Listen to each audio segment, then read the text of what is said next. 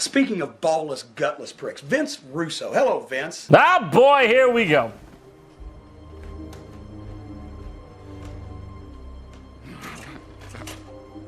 Do you see now?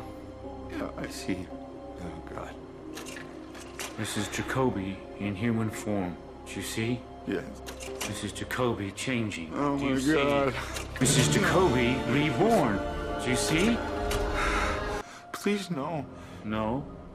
No what? I carry my life around with me in a see-through bag, and you siempre me preguntas que por qué estoy enojado. Suck it.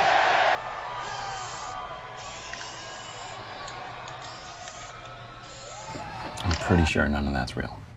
You're not real, man. I think I've heard that before. What the juice is cooking. I think we've heard all that before.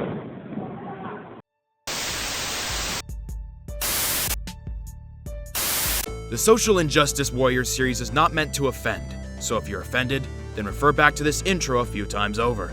Most importantly, the Social Injustice Warrior wants you to remember that his opinions don't matter. They're just the way one cynical asshole sees the world. You don't have to agree, but don't bitch about it. These videos are satiric reviews, and this channel doesn't claim the rights to any copyrighted footage. So stop trying to pull our videos, jerks. Hey there, I'm Social Injustice Warrior v Infuso, and if you've seen my videos on Paulie, One Warrior Nation, or the many Doink the Clowns there are out there, or if you're even just a casual fan of wrestling, you'd know that imposter gimmicks never seem to work. Yet the self-proclaimed and never disputed Antichrist of professional wrestling, Vince Russo, never got that memo. Now, I know I'm not the first person to say this, but the year 2000 in WCW was bad. It was not good. But after years of dismissal from fans, a lot of what made WCW 2000 so bad gets lost in translation. Luckily, I'm here to unearth that. So come with me as we beat a dead horse. Oh, that didn't sound right. Now, as I said before, if you watch wrestling, you know that it's very rare that an imposter gimmick actually works. Imposter gimmicks are so notoriously bad, the success rate is non-existent. Luke Gallows has a contract in spite of the fact that he was Imposter Kane, not because of it. And in that same sense, Kane has a contract in spite of the fact that he was Imposter Diesel. Wow, it really comes around like full oval. You know, Imposter Circle. You see, amongst Vince Russo's vast array of failing ideas stood one good-intentioned but stupid in nature. Good-intentioned and stupid in nature. The name of Vince Russo's next autobiography. Russo wanted to build up the next generation of WCW stars, never realizing that they as a company were in their dying days. Pity. So in order to build the next generation of stars, he thought the best way to go about it would be to make them copy and pasted versions of the last generation. Look, even in '99, we lived in a world where everything in wrestling that could be done was pretty much done at that point. I mean, that's just the nature of wrestling. Everything in it gets recycled and refurbished. It's the oval of life. Because of characters like the Ultimate Warrior, Batista was able to prosper. Wrestlers like Jeff Jarrett would utilize characteristics that made Ric Flair famous. Even Nick Dinsmore can thank his time as Doink for somewhat inspiring the character of Eugene. And that's all fine and well. Just don't copy someone down to a T. Be inspired, not an impersonator. Brad Armstrong, who was a very bit player in WCW, finally got a push. But it consisted of reenacting his brother Road Dogg's gimmick in WWE, with the slight change that he was a hippie. The gimmick included altering his look to look like Road Dogg, sound like him, and even come out to a theme song that was a knockoff of his. Do I really need to tell you what's wrong with this picture?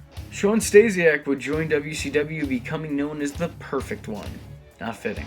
A carbon copy of Kurt Hennig's old gimmick of Mr. Perfect. And if his name didn't give it away, his theme song would have. He immediately got into a feud with the former Mr. Perfect, taunting him with vignettes, mocking his old WWF promos. During said feud, he was booked to out-wrestle Kurt, thus cementing and justifying his perfect moniker. And just saying that kind of makes me want to hop in the shower and cry. He was joined in his hostile gimmick takeover by soon-to-be tag team partner, Chuck Palumbo. Chuck Palumbo debuted wearing Lex Luger's tights, immediately decrediting him from the get-go. If you're a fan of Grapplevision, you know that there can only be one Lex Express. The team of Chuck Palumbo and Sean Stasiak was green to say the least. Both talented guys in their own right, just maybe not so much at this time. Yet despite this, they were constantly booked over the stars that they were pretending to be. Even worse, the feud made no sense. These guys weren't established nor over enough for the torch to successfully be passed. This was a bad decision, even for this time period, and even for Vince Russo. Chuck Palumbo would later go on to impersonate The Undertaker, going so far to even confuse his own wife. You will remember me. No, we won't. At least in the case of DDP and Canyon, there was some backstory. I mean, it wasn't particularly good, but it existed. The two of them were former teammates and best friends, until one day Canyon woke up and thought, hey, I'd be a better DDP than DDP. That's not even an exaggeration. Canyon one day started bleaching his hair blonde, wearing DDP's tights and t-shirts, and reciting DDP's catchphrases. At this era, he was known as Positively Canyon. This wasn't a one-and-done deal either. Canyon continued to feud with other workers while DDP was kept off TV as DDP 2.0. There were so many weird choices made at this time period. Juventud started stealing The Rock's catchphrases, and believe me, we'll get to that eventually. The team of the Filthy Animals was put together to duplicate DX's success. Sting and Vampiro had an Undertaker and Kane-inspired feud. Bryan Adams and Brian Clark took on an APA gimmick and became Chronic. Jeff Jarrett even thought he was Sting for a short time being. You know, now that I think about it, WCW 2000 was almost like an imposter attitude era. And that's why, amongst many other reasons, it's gone. With that being said, I'm the Social Injustice Warrior V Infuso, and if you like the words that came out of my mouth hole, then don't forget to like and subscribe. And everyone, if we can, just let's nod our heads in respect for the dead. R.I.P. WCW. Never forget, even though sometimes we want to.